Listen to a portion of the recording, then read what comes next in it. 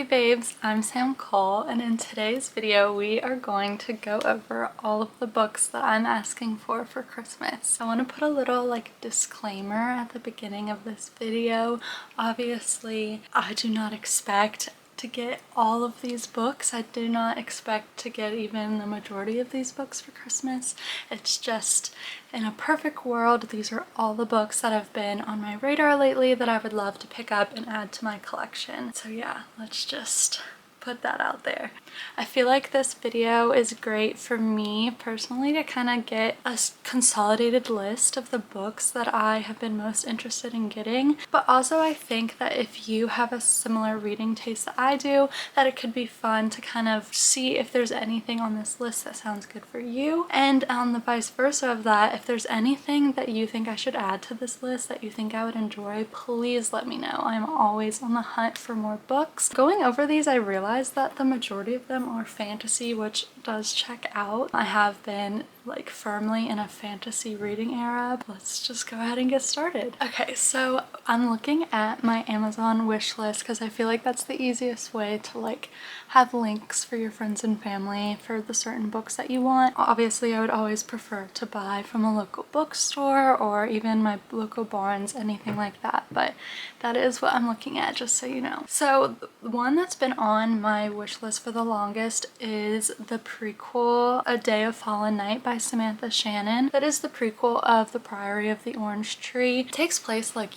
years and years and years before the events of Priory, so theoretically I don't think you have to read them in any specific order, but Priory did come out first and then A Day of Fallen Night. I own a physical copy of Priory, but I've been reading A Day of Fallen Night on my Kindle and I still haven't finished it. It is a behemoth. I honestly think that it's taken me so long to get into it just because I've been reading all these other books that I should just restart it at this point, but I would love to have it on my shelf as well. But I would prefer to wait until it comes out in paperback. I don't even think it is yet, just so it matches the format of my other one. Next we have the Crowns of Naxia trilogy or duology in a novella by Carissa Broadbent. The first is The Serpent and the Wings of Night. I've heard really great things about this. I think it kind of blew up on Bookstagram, Book Talk, all of that earlier in the year in the summer, but then I haven't really heard a ton about it since then, and I just never picked it up, but it does still sound really interesting. I think they're re-releasing. I don't know if she's with a traditional publisher now, but I've been seeing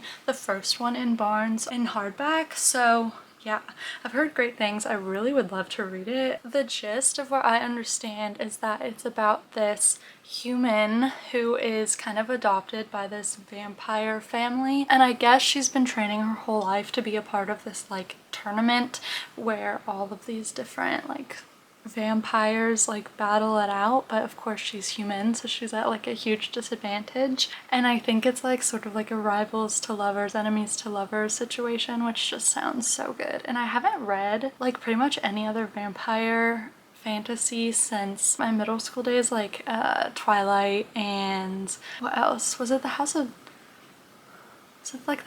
Dawn series? I'm not sure, I'll put it over here, but I read those and I think they had vampires in it. But yeah, I think this sounds really good. I would love to get my hands on it. I just haven't yet. And then my probably most unrealistic part of my wish list is I would love, love, love to get my hands on the collection of the new Throne of Glass covers.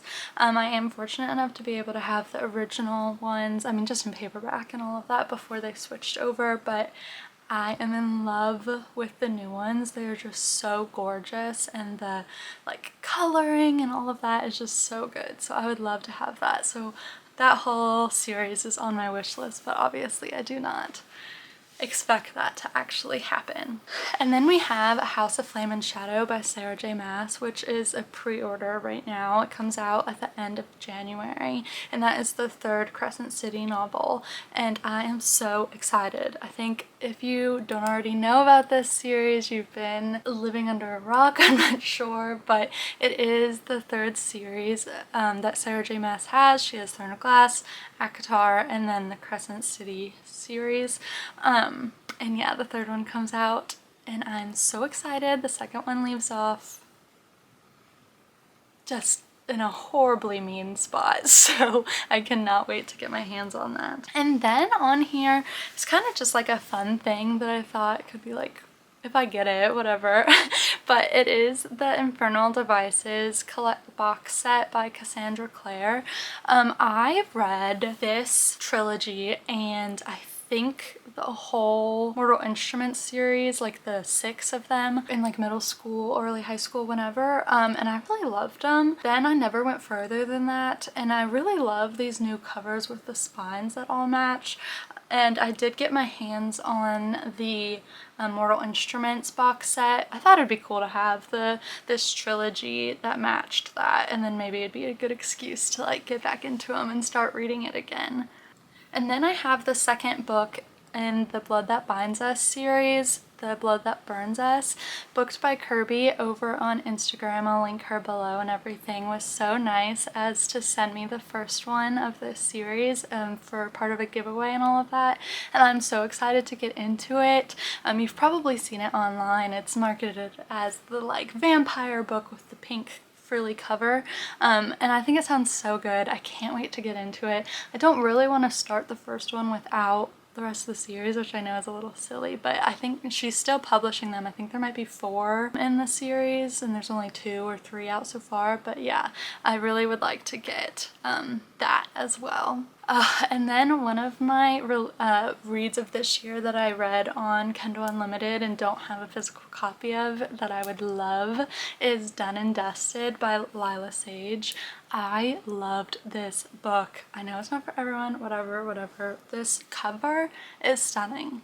And Swift and Saddled comes out I think this year, and I just ate it up, so I just cannot wait.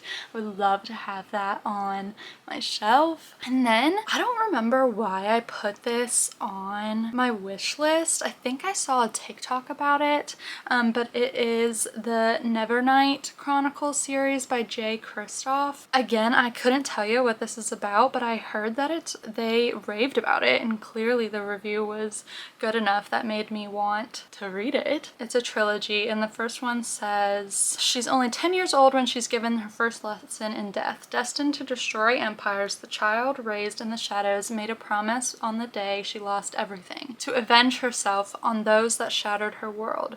But the chance to strike against such powerful enemies will be fleeting, and Mia must become a weapon without equal. Before she seeks vengeance, she must seek training among the infamous assassins of the Red Church of Atreya. It sounds really good. The covers are stunning, and clearly whoever made a post about it did a good job, because I immediately put it on my wish list. So yeah, I mean, that's not at the top of my priority, but it looked really good.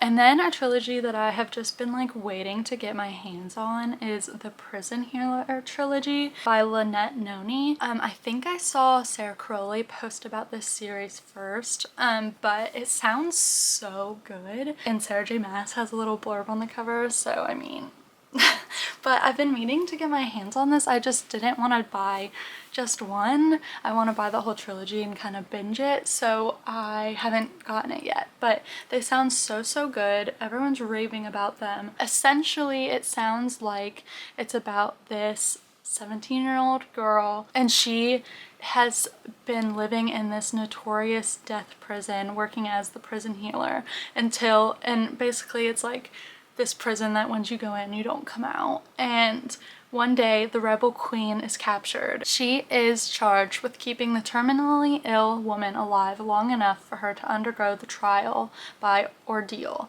a series of elemental challenges against the torments of air, fire, water, and earth, assigned only to the most dangerous criminals. And then essentially she receives this message that's like, don't let her die. And so she has to go through these trials for the rebel queen, and then chaos ensues, I assume, in some big adventure. So yeah, I've heard really great things and it sounds really good. So, and then something else that isn't super like important but would just be nice to have, I would love the paperback copies of the Crescent City series. I have both of them in hardback right now and I'm in the process of annotating that, but it would be nice to have the paperback. I usually prefer that. And then we have the Children of Fallen Gods, or is it the Daughter of No Worlds?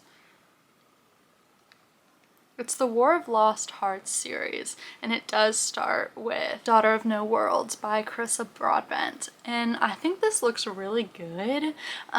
I know almost nothing about it. I think it's another like assassin type girl in a fantasy world. That's really all I know. I've heard great things. Apparently Carissa Broadbent is someone that I need to focus on in the new year because I have both of her series on my wish list, but I've heard great things. Really don't know anything about it. Would prefer to keep it that way, but yeah. Oh, and then I went through like a dragon phase on my wish list after reading Fourth Wing, and I think in the lead up to Iron Flame. So I have the box set of the Inheritance Cycle series by Christopher Poloni. I never read these growing up. I know that a lot of people did. They were like, if you love Fourth Wing and want more dragons, you should read this series. So I have it on there. Again, I'd rather, since I don't know anything, I'd rather just not. But I've heard great things, obviously, and another book just came out, and yeah. And then another dragon book that I've been eyeing, I see it every time I go into a bookstore and I just haven't picked it up, is When Women Were Dragons by Kelly Barnhill.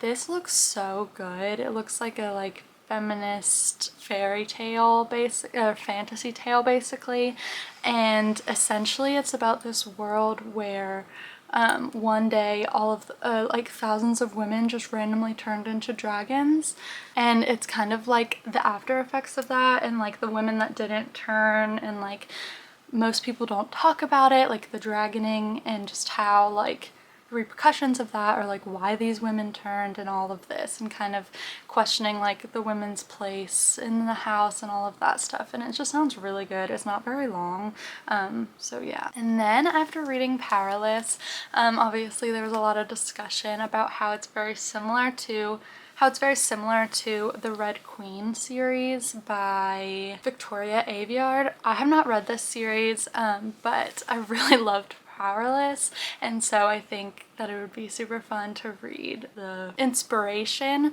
and so I have the box set of that on my wish list. I don't really know anything about it. I think essentially there's like these two levels of people are separated into like different classes of people based on their power, and there's this one girl who's supposed to be in the group that don't have powers, but then she does, and so then the people that have powers are trying to like keep it under wraps and pretend she's like their long lost princess and all of this. So that could be totally wrong. That is just what I think I know, and yeah, we know how well that normally works out. And then two other books I've been seeing online a lot that look really interesting are Fear the Flames by Olivia Rose Darling. Again, know nothing about it, but people have been raving about it. It's a fantasy book that I think is independently published, and I've heard great things, so I would really love to get my hands on that. And I've also heard great things about Sorcery of Thorns by Margaret Rogerson. Again, don't know anything about it. The cover's stunning, and I've been meaning to get to it. And then we have another book that I read on Kindle Unlimited, but would love the physical copy, is Behind the Net by Stephanie Archer. And then her new book in that interconnected standalone world is The Fake Out, and I haven't read that yet and I would love to, but the covers are really stunning. I would love to have them, and I just loved the first one so much. It was like, I don't know, it really impacted me on a deeper level than just like a cute little rom-com, so I definitely would like that. Last on my Amazon wish list are Defend the Dawn and Destroy the Day by Bridget Kemmerer. I just got my hands on Defy the Night, and I actually pulled that as part of my like blindly choosing my TBR, and I've heard great things. I really want to get into it. Like I said, I know nothing. I really prefer to go into my books like that, and so I've heard great things. It looks really good, and the third book comes out I think at the end of January, so that is a pre-order on my wish list. But yeah, so yeah, those are all the books that I'm asking for Christmas. Obviously, like I said before, I do not expect to get even close to all of them.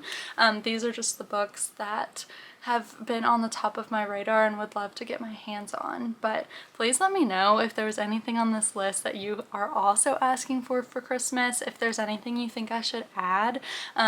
clearly I'm in my fantasy era right now, so that's a lot of what's on this wish list. But yeah, be sure to like, comment, subscribe, all that fun YouTube stuff, and turn on those notifications. We are posting a new video every single day of December leading up to Christmas, and I wouldn't want you to miss out.